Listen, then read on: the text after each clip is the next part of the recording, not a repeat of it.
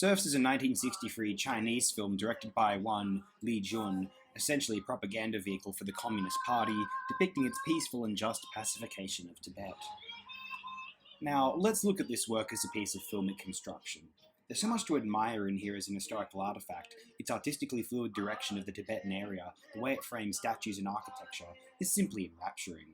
What the tone of the film is suggesting is that the Tibetan people are a rich and valuable culture, and one which the Communist Army will liberate from the exploitation of its greedy, deceptive leadership hierarchy. Rather than being an anti-religious film, as one could expect, the message being pushed is that the Communist Army will liberate the Tibetans from their corrupt establishment and bring forth its eternal Arcadia. Now, we can poke fun at that notion if we'd like.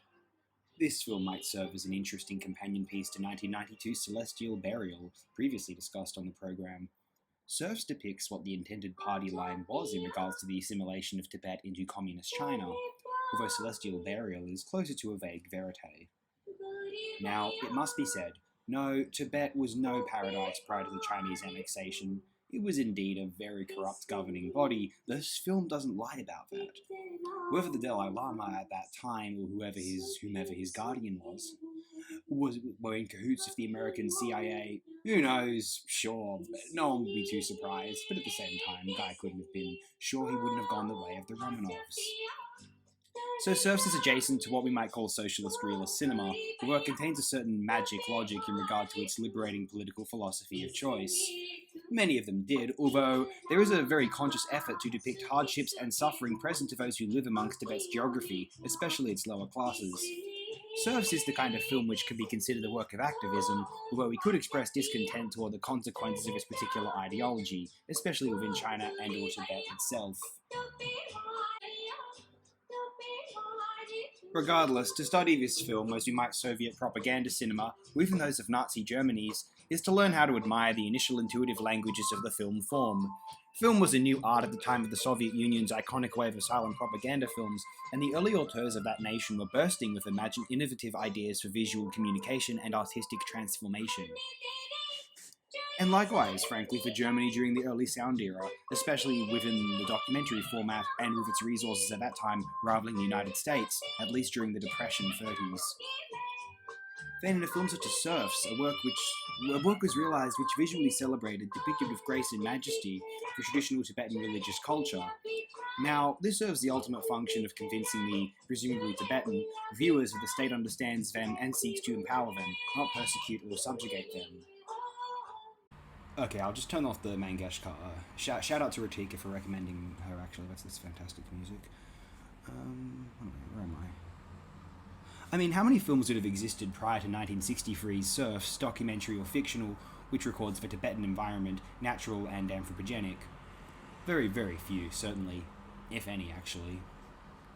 Not much in the way of scholarship on this film, as far as I know, which is a bit of a shame, as I consider it to be very strong. No, that's not true. I just googled it. There's a New Yorker write-up from 2009. Very nice. Also from 2009 was a Chinese article regarding one of the film's actors, Wang Dai Zhao, who portrays its protagonist. I guess I need to look further. Famous Tibetan activist Tsering Wosa, who I generally deeply admire, wrote a piece decrying this film as an invader's gun. I understand why they feel this way. I cannot bemoan that whatsoever. Praising any propaganda film, one runs the risk of stepping on something traumatic in another individual, so I would like to express my sincere intent to solely look at a film's art. I could find filmic ability to admire in Leni Riefenstahl, and who would deny it in D.W. Griffith?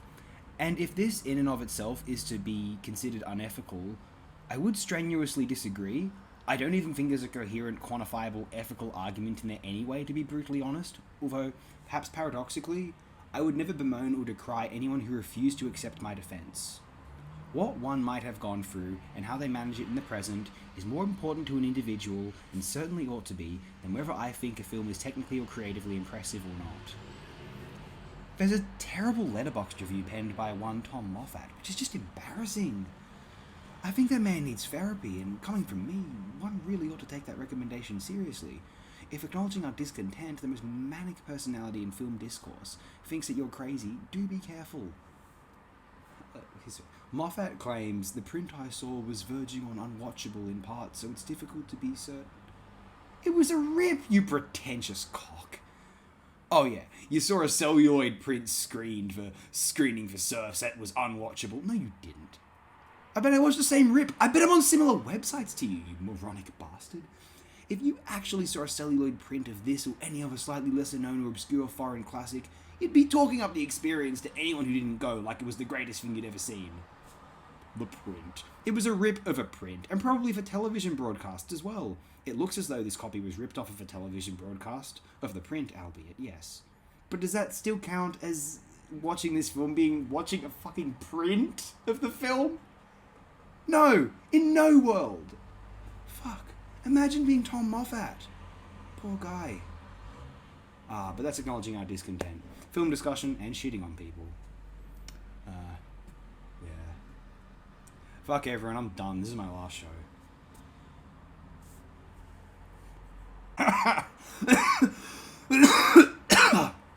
Oh crap. Yeah. The last few years haven't been a comforting time to feel sick.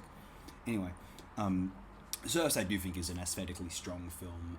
If you're interested in film composition, I think there are things to admire in Serfs. Like any propaganda film, look, don't take it too seriously.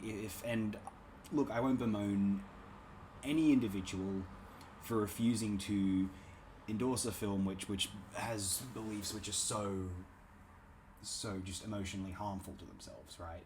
I don't fault that whatsoever. Sincerely, I don't. I don't think... I stand by it. I just don't think it's unethical to admire the films which are unethical. I think an evil human being can direct an interesting film. If the Manson family had home videos of them hanging out, it would be an interesting film, objectively. You want to deny that? Yeah, go for it. Good fucking luck. Anyway, have a great day, everyone. Sorry for being unpredictable and annoying.